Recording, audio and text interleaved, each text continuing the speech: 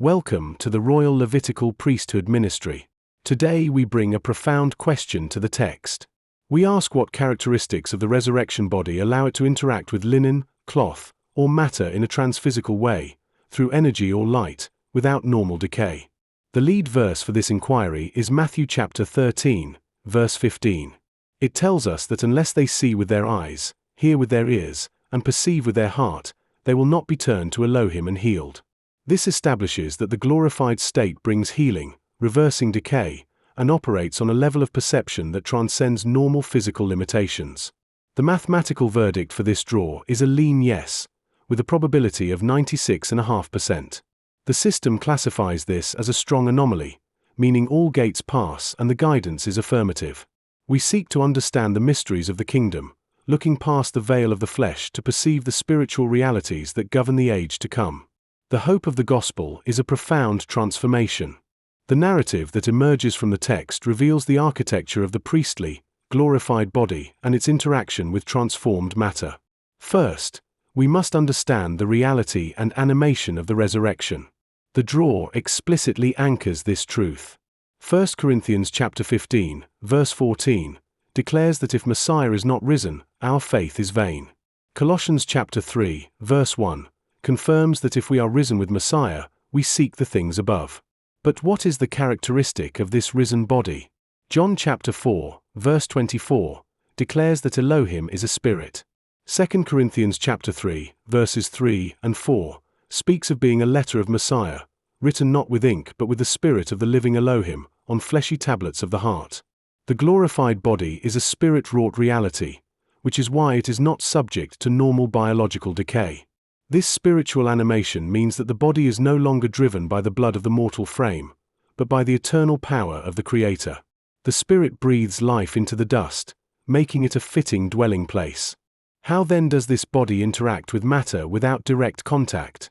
The mechanism of transphysical emanation is revealed in the text. Acts chapter 5, verse 15, provides the exact answer. The people brought the sick into the streets, that at the least the shadow of Peter passing by might overshadow some of them. The glorified body emits a transphysical emanation, a shadow or radiance, that interacts with physical matter to bring healing without requiring direct physical contact. This is the radiation-like effect of the Spirit.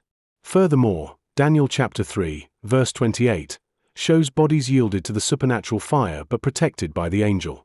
This demonstrates that the body's imperishability allows it to interact with elemental forces without being consumed or decaying. When the physical realm encounters the spiritual, it is the physical that is healed. The shadow that falls from the glorified saint carries the very virtue of heaven, transferring life to those who are broken, proving that the spirit overcomes the grave. Why does this body affect linen, cloth, and physical matter? The answer lies in its fundamentally priestly nature. Zechariah chapter 3, verse 5, shows the high priest having a clean turban set on his head and being clothed with garments. This clean linen is the transphysical covering of the glorified priest. You cannot separate the glorified body from the priestly garments.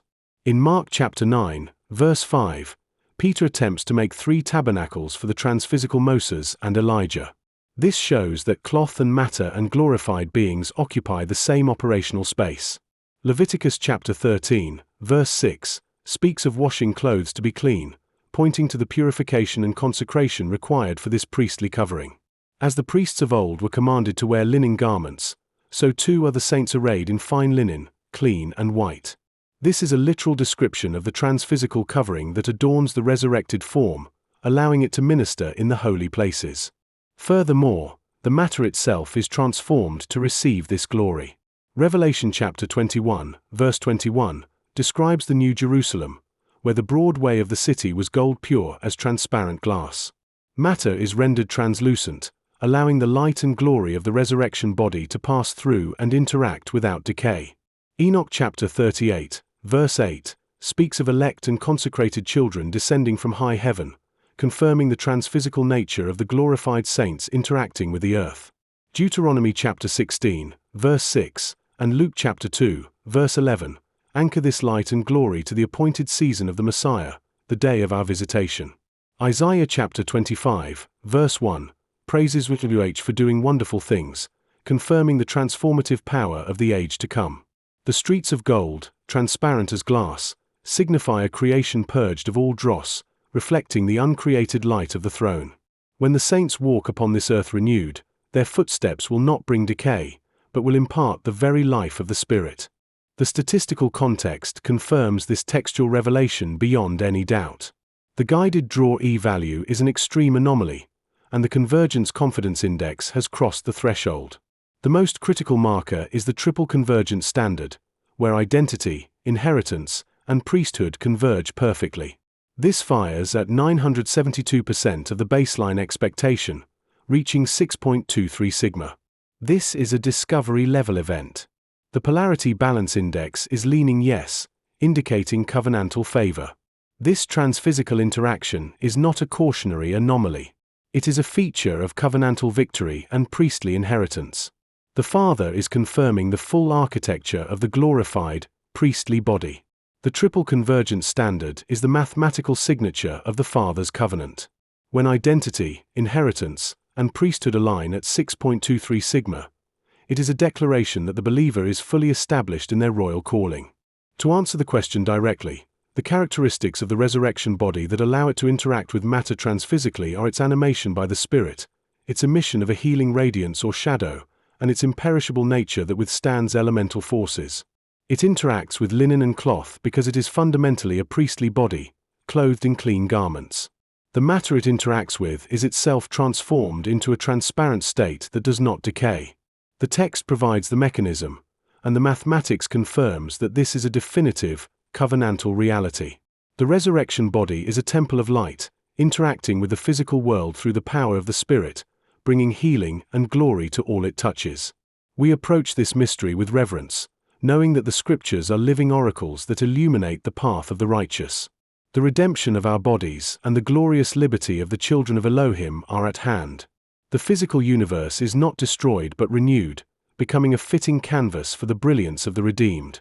The numbers speak with one voice, declaring that the spiritual body is fully capable of manipulating the physical realm according to the divine will. The fabric of heaven is woven with the glory of the Father, wrapping the redeemed in a vesture of pure energy. The fire of the world cannot corrupt the flesh of the Spirit. The bodies of the faithful are shielded by a divine presence that repels destruction and maintains perfect integrity. We walk in this assurance, knowing that our mortal frames will be clothed upon with this very glory. Let us therefore gird up the loins of our mind, looking steadfastly for the blessed hope and the glorious appearing of our great Saviour, who will transform our lowly body that it may be conformed to his glorious body, according to the working whereby he is able even to subdue all things unto himself. The verses drawn in this Shield 17.9 session were Matthew chapter 13, verse 15, Proverbs chapter 25, verse 9, 1 Samuel chapter 18, verse 25, Deuteronomy chapter 16, verse 6, Luke chapter 2, verse 11, Isaiah chapter 37, verse 24. This concludes today's interpretation under the Shield Protocol.